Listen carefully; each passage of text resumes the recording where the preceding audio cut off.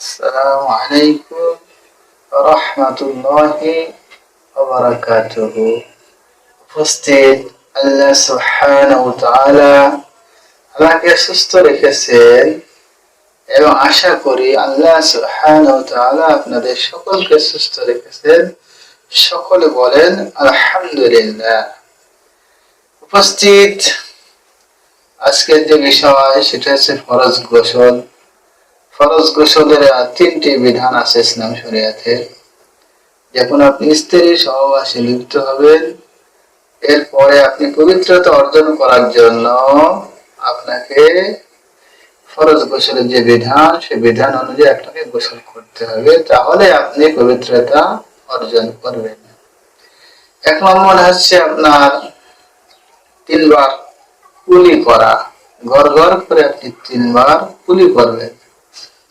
2 নম্বর হচ্ছে আপনার 3 বার নাকে পানি দেবেন।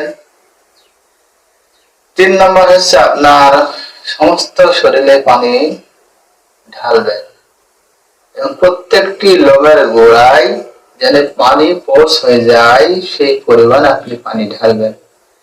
দেখবেন যে প্রত্যেকটি লোমের গোড়ায় পানি পৌঁছে গেছে, অর্থাৎ আপনি পবিত্রতা অর্জন করছেন। আপনার ফরজ যে গোসল ছিল সেটা আদায় হয়ে গেছে। এই ফরজ গোসল দিয়েই আপনি, যেহেতু আপনি পবিত্রতা অর্জন করছেন, এই গোসল দিয়ে আপনি নামাজ আদায় করতে পারবেন। আল্লাহ সুবহানাহু ওয়া তাআলা আমাদের সকলকে সব সময় পবিত্র থাকার তৌফিক দান করুন। সকলে বলেন আমিন।